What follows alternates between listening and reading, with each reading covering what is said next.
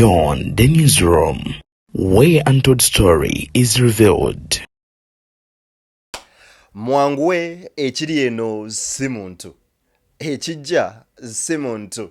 Lop Joru Ssenyonyi Besekes, Bobby Wine, Robert Chagulanyi Sentamu Chibakoze, CDF General Muhoozi Kaine Lugaba, Onono batuuse okumugoba ku mukutu ogumanyikiddwa ng'ogwa Twitter oba X.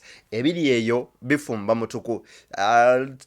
CDF agambye wakujjawo ekifo kya CDF era n'agamba Kabanda akolaganire speaker both nga bukyali Ssenyonyi balabe engeri gye bayinza okumugoba ku kifo ky'obwa leader of opposition. Naye ab'opposition bakoze kitu Ebuvanjuba nebugwanjuba ewaka wasigalawo ewasinga. Beyond the newsroom gwe mukutu ogukuleetera ekyo ekisinga katiranga naffe ng'oyita ku noti 771 453 688 ne noti 744 26 45 na bino bikulu tetulanga bafere tetulanga basawo ba kinnansi n'abagwa mu kkoowa eryo mwebale kutuwagira. Thank you.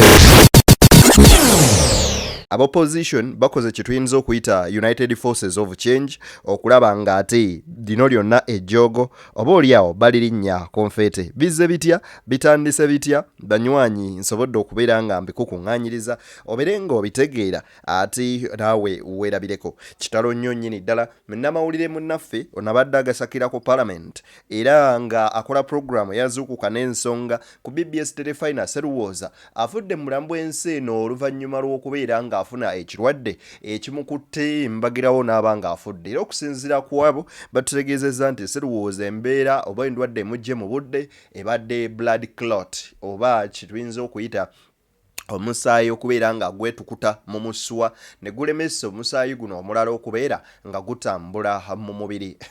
Kitalo nnyo nnyini ddala ku myaka emitoba mbi yavudde mu bulamu bw'ensi eno. Okusinziira ku bensajja bannabyabufuzi ab'enjawulo David Lewis Rubongoya kwoteeka mukulu akena bavuddeyo n'ebigambo nga si biwoomu eri mutabani w'omukulembeze w'eggwanga lino General Muhoozi Kaine Lugaba. Weewaawo awo wennyini wejagala tugende basi n'okuba nga tutandikira ate n'ensonga tusobole okuba nga tuzitambuliza ddala maridadi sana maridadi kabisa namna hivyo erinnya nze Deni yaliwo okukutuusaako ensonga zonna wenkusabira mu bwombefu obw'ekika ekya waggulu video soko gimpere like bwekiho like ejja kudduka emisinde mingi munywanyi etuke kulisa kino mwasobola okubeera ng'agifuna ate era otwegatteko mu butongole. Awo wennyini wenyinza okusabira ogendeyo ku mukozi Deni exclusive olabe ku videos zetukuteerayo ku nayo eyo. Genda mu comment section wansi awo kuteereddewo link ejja okutwala butereevu ku mukoto ogwo. Weewaawo nkujjukiza nti bannaffe abalaika mobile lwe batuteekamu ensimbi okubeera nga tukuweereza bagamba gw'obadde yeebuuza ebibuuzo bingi butya bw'oyinza okugula airtime oba data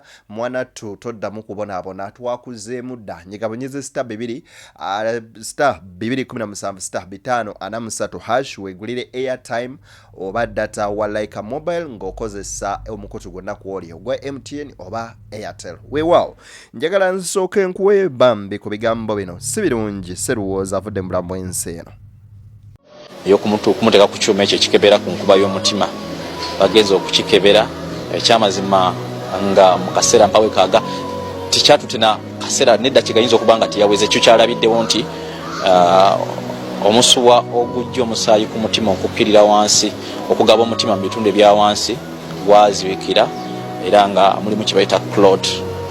Kaba clot atulaba ndowooza kabanga omusaayi gusobola okukwata ekitole ne guyingira oba ne guziba omusaayi okutambula nga gwakwata soka clot yako omusawo n'atugamba nti kyetaagisa obwangu bwa ssaawa ekinene nnyo emu okutuuka emulago ku Uganda Heart Institute babeere nga baddamu okuba nga beekebejjewe kibanga ne bali kye balabye batandikiraawo era natugamba nti buli kyonna ekyetaagisa wano weekiri ne batuwa ambulance era twebazanya abagombe medical services hospital ne bakuba n'essimu ku Uganda Heart Institute okulaba nga tewaliwo bya layini mulwadde atuukira butuukizi ku bujjanjabi era mu kaseera ako Sseruwooza naye ateekebwa mu ambulance n'aleetebwa wano ku Uganda Heart Institute era natandika okuba nga akolebwako wabula mu kaseera ako yabadde azzeemu okuba nga ayogera bulungi era nga emboozi tuzinyumya nga tuwayiza ddala.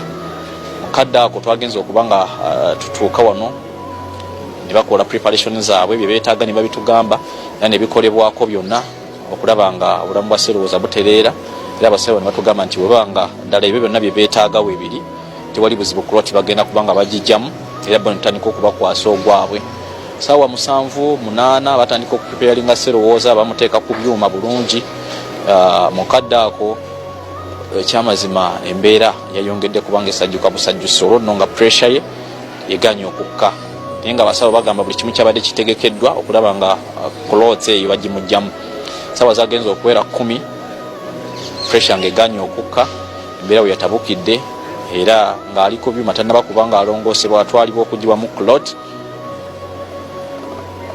Obulamu bwe bwakomye. Sinza kubanga nze mpa ripooti esembayo ku kyekyamuse naye twamulese wano kubanga bajja mu clot eyo. Mukama Katonda we yamukoowoledde. Kitalo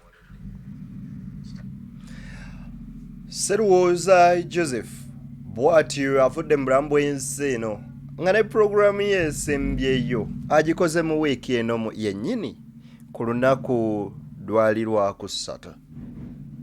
Kitalo nnyo nnyini ddala abaana abato embulakalevu abavubuka abo abagenda oba be tubadde tusuubiramu okuba nga bagasa eggwanga okulaba nga bava mu bulamu bw'ensi oba oliawo mu mbeera efaananako bw'etyo. Tubasaasirako nnyo nnyini ddala abafamire. Mungu agende maaso n'okuba nga ate abagumya. Bwe twogera ku United Forces of Change kino kye tutegeeza. Uliriza musajja mukulu wa Kenya. I will fight for the right for Muhoozi to speak his nonsense, but not with that office. There's freedom of speech, and I'll fight for his right for freedom of speech. But the office of CDF is an office belonging to the people of Uganda. It carries with it authority. It's not an individual's decision. That authority is supposed to work to protect every citizen of Uganda and every person lawfully living in Uganda. So we cannot accept this issue of how does a leader of a political party be taken incommunicado? Then you post pictures? No. Senkulu wa UPC avuddeyo n'agenda maaso n'okubeera nga agamba nti lwaki Muhoozi ne office gyagenda maaso n'okubeera nga akwata eya CDF akola effujjo lino lyonna era bo basaba omwami ono agibweko office ey'obwa CDF kubanga atyoboola ekitiibwa kyayo. Musajja mukulu amanyikiddwa nga Jimmy Michael Akena si musanyufu yadde akamu n'akeddagala ku ngeri gye batreatinzeemu Lukwago. Ne tweet omukulu ze yategeezezza nti kati abaddako ye Joel Ssenyonyi Besekezi ne musajja mukulu Ssemuju Nganda. Bw'atyo yakolako tweet emabega ng'agamba I have so far killed 22 Nup support hooligans and the 23rd one will be Kabobi. Many of you thought this is normal tweets. Chokobo liao yali abitegeeza. Bw'akwata Lukwago n'agamba I have arrested this fool. Era ajja kumanya nti zaani. Bino bizze nga bikolebwa era nga byogerebwa. Wabula nga bangi ku mmwe mwefudde bannampulira zibi era nga mugamba ebyo tebinkwatako. Nze siri munnabyabufuzi. Eyasembyeyo okukola statement ya siri munnabyabufuzi yatuuse n'akola statement is even beyond being political. Yabadde Nnaalongo mukyala Lukwago nga bakatwala bba yakola statement egamba saagala kubeera munnabyabufuzi ne muveeyo mwogerewo omwami wange gye mumututte era gye mumutadde naki kye mumuvunaana. Bwe bamutuusa ku kooti juuzi wano yomba n'abavuma n'abayisaamu eggaali abasirikale nga bamugaana n'ababuuza mmwe aye office of the law lwaki amateeka mugatwalira mu ngalo mwefudde abatamanyi mateeka oli agende maaso n'okubeera nga abatambuliza ku ntoli ze ng'omuntu sekinnoomu. Ebyo byonna byajja era ne bivaayo naye nga lwaki byogerwa kubanga waliwo wootuuka ng'olina okukaamuula ku ddoboozi nga munnansi era nga munnayuganda. Kati njagala kuwa bino ebigambo bya David Lewis Lubongoya obiwulirize oba oliawo naawe obeeko ky'oyinza okubeera nga ate otegeera. Kyeki ekyo ulirize ebigambo bino. Uganda eno yensi gye twalonda okubaamu oboolyawo kutali kusima kwaffe kwali kusima kwa Katonda. The dictators who use extreme violence, a lot of impunity, always think that, you know, they have, that the people have capitulated. But maybe that is the pathway they are paving for the people of Uganda to rise up and put an end to this. Because definitely this situation will not end until we, the people of Uganda, say enough is enough. And that is why we talk about the United Forces of Change. You have seen today they pick up someone from NUP, the following day they pick up someone from PFF. The other day they pick up. So nobody is safe in this country until all of us realize that we are, until we all become safe, nobody can say that they are safe. It is very unfortunate to have a CDF who behaves in this manner. I don't think any public official in the world behaves in this manner. I don't think anybody can boast in torture, you know, take victims, captives, take pictures of them, share them on social media. It's crazy. And what, of course, annoys me and surprises me is to see some people cheering him on. You know, those who cheer such behavior are as guilty, as criminally minded as the person who is committing these crimes against the people of Uganda. So it is time for all of us, and I'm glad the previous leaders called upon religious leaders, traditional institutions, everybody. It is time to say enough is enough. We may disagree on many things politically, but on this matter we stand together because we are the people of Uganda. This is our country. We cannot allow our country to go to the dogs as it is right now. That, you know, these people, now every leader, I'm sure, people are here. Everybody is always looking behind their backs. Have they come for me? What kind of country is this that we are living in? So we must not stand this. We must challenge it in every possible way. We want to appreciate the lawyers who are doing everything possible to challenge that on the legal front. But all of us, the religious leaders, should do their part. Let the artists, the musicians do their part. Let the political leaders do their part. Let the business community do their part. Because as we have seen, ladies and gentlemen, these dictators, like all other dictators, they come for sections of the population. And unfortunately, when they come for one section of the population, others always feel that they are safe. Let me not say anything because I am still safe. But just this year, you've seen what has happened to the traders, to our people who are illegally evicted from all manner of places. So they are coming for every section of the population, and so the people of Uganda must realize that we are completely on our own and we must do everything possible to bring this to an end. The political prisoners, we appreciate the people of Uganda who are standing with them in every possible way. Yesterday we had a very, very brief interaction with the Honorable Elias Lukwago, and what he told us was, you know, shocking that these guys forced him to put on an NRM t-shirt. Can you imagine? Written on protecting the gains. But all of us know that Honorable Elias Lukwago is a leader of the PFF, of a political party, which opposes, which disagrees with whatever the NRM stands for. So, by forcing him to put on a t-shirt of NRM and of course mocking him, taking pictures of him and all that, that is the worst level of humiliation.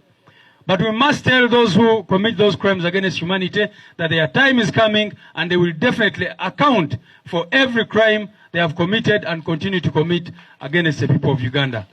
David Lewis Lubongoya agamba nti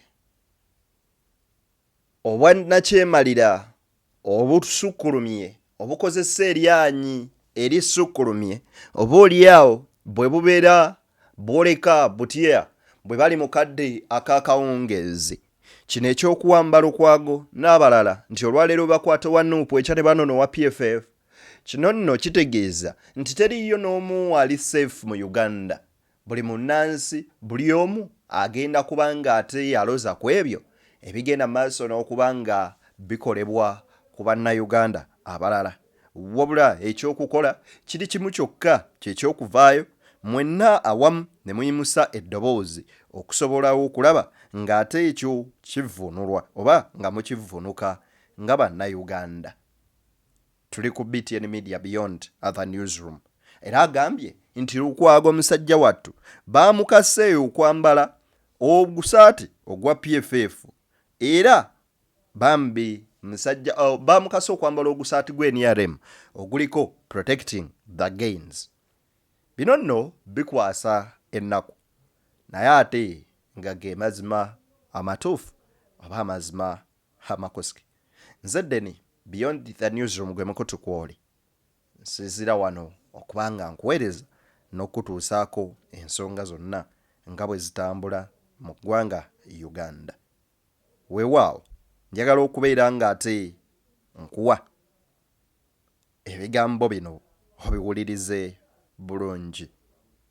Wuliriza bya Lop Joel Ssenyonyi byayogedde. Naye before nga sinnabikuwa zitwiti kalumanywera zizino wano. Muhoozi yagambye nti Ssemuju and Joel will follow very soon. Nti Ssemuju ne Ssenyonyi bajja kugoberera mangu ddala. Ssenyonyi yamwanukuliddewo n'amugamba nti you are used to book leakers. That's why you hate those who tell you the truth. Again, your disregard for the rule of law is going to be your downfall. And soon. Yamugambye bw'ati nti ekikulu omanyidde abo bamukomba bokisiyo oba abakombi b'engatto zo abakukomba ku ngatto bayise ba butuliikazi. Era n'amugamba nti eyo y'ensonga lwaki okyawanya abakubuulira amazima. Era n'agamba nti njagala okutegeeza nti gwe mu kutwalira amateeka mu ngalo kye kimu ku ebyo ebigenda okukusuula bunnambiro. Era tweet endala ziri wano. N'agamba bw'ati Muhoozi, I can appoint whomever I want I want even tomorrow. I just need Mzeeyi's approval. Ssenyonyi is at best an ad hoc leader of the opposition. N'agamba bw'ati mundala, nothing in the law of my country stops me from appointing a leader of the opposition that I think is best suited for the job. Nothing at all. Endala yino. After Honorable Kabanda finishes with Ssenyonyi, I will be waiting for him. Honorable Kabanda is authorized to lead the operation in Parliament to give us a new leader of the opposition. Oyo ye Muhoozi Kinerugaba. Era ebyo bye bigambo bye byagenze maaso n'okwogera. Njagala nkuwe wano eno ku musajja mukulu Ssenyonyi. Muhoozi weeyita ki? Who the hell do you think you are? Wakuba nti amateeka tegakwatako. Yalowooza wa kitalo nnyo. Tulina kumutya. Munnange tetujja kutya. Muhoozi si ye gwe Katonda. N'ebyo by'otiisatiisa ono nja mutta. Gwe omanyi ki oba ogenda kufa wiiki ejja? N'abo b'otiisatiisa obalekewo. Kuba twabirabadde abaze batiisatiisa. The police will shoot you and kill you. Biki tujja bakola ki? Munnange abantu abo bafa. Ne balekawo be baze batiisatiisa. Kakadde kira okulowooza nti oli wa kitalo nnyo. Munnange toli. Olwokuba nti oli mwana wa Mwami Museveni, kakati yakuwa ekirabo ekya ofiisi. In fact gwe walibadde n'obuvunaanyizibwa, walibadde okola nnyo kubanga ofiisi bagikuwadde kubanga oli mutabani wa mukulu. Kati olina kukola nnyo ebituufu bannayuganda bagambe nti owaaye era kale agezezzaako newankubadde baagimuwa kubanga mutabani w'omukulu. Naye kati olagira ddala nti eno bakikuwanga kirabo osobola okikozesa nga bw'oyagala mwana w'omuloodi. Ebintu bino tetugenda bikkiriza. Tugenda kutiisibwa, tugenda kutambulira mu kutya mu bumenyi bw'amateeka. Buli omu n'abeera ku bunkenke, buli omu. Nedda. Muhoozi bw'amaliza okuwandiika gano amajaani ge g'awandiika ku social media, bw'amala n'awandiika nti nze ndi mugoberezi wa Katonda wa Yesu Kristo, alinga agamba nti Yesu Kristo yamusindiika okukola obumenyi bw'amateeka buno. Anzijukiza LRA, Lord's Resistance Army. Bagamba nti Katonda yabatumye okusalako amatu g'abantu n'ebirala. Tulaba abantu bangi mu nsi yonna nga batta mu linnya lya Katonda. Kakati n'ono kaggwa ensonyi byagezaako okulaga nti ye byakola abikola mu linnya lya Katonda. Natta abantu, n'atulugunya abantu, n'abawamba, tagoberera mateeka. Nabyo abakulembeze abamu abagamba nti Muhoozi mukulembeze waabwe, abaka ba paalamenti, ba minisita, olumala okuwandiika agamajaani g'awandiika ku social media ne bagendayo ne bamuwaana, our generational leader, live longo n'ebirala bwe bityo. Mwe bantu mwemu, lwaki munnammwe ono temumuwabula n'akola ebituufu? Kubanga kakati mwe mumuwaana ne mukomba ebigere kubanga bamwagala bufoofofo, mwagalayo ku busente. Gwe olina bukakafu ki nti enkya bw'anaakunyiigira naawe tajja kukima? Kubanga tuzze tukiraba n'aba NRM nabo tebali safe, bawambibwa, bali ku bunkenke. Yagamba ne baminisita abamuggwe, sikwagala ku kabineeti yaffe, era ojja kundaba oyo minisita gwakangakanga. Kakati muki ekibalowoozesa nti mwe muli safe nga Muhoozi yeeyisa ng'omulalu? Kuba bino byakola bya kiralu, bya bumenyi bw'amateeka. Tubasaba era nammwe kiyamba mmwe munnammwe ono mumuwabula akole ekituufu, kubanga temuli safe bw'asigala ng'akola effujjo lino eryabwe. Ebigambo ebyo byonna Lop George Ssenyonyi byogera ng'ali ku Parliament, mwenna mubijjukira bulungi. Kati bino nno libireflectinga directly ku gundi ye gye yagenze mu maaso n'okuba ng'ateekayo ku mukutu ogumanyikiddwa ng'ogwa X. N'amugamba, I'm not your bootlicker. HB, you like those bootlickers? Ye Ssenyonyi, si oyo. Simukomba box. Okategedde. So, kati mu lutalo olwo ku X wabaddeyo okkono lwa Bobi Wine. Lwe yagambye nti nzaako Joero ne Ssemujo, Bobi Wine yamuzeemu n'amugamba, all bullies have one thing in common. They always act tough until someone stands up to them, and then you will be surprised how fast the little coward in them reveal itself. Don't fear them.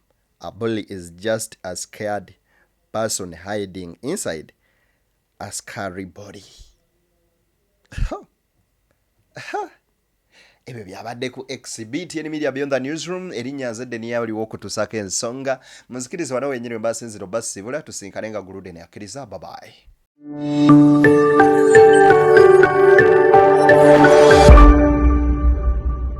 Beyond the newsroom, where untold story is revealed.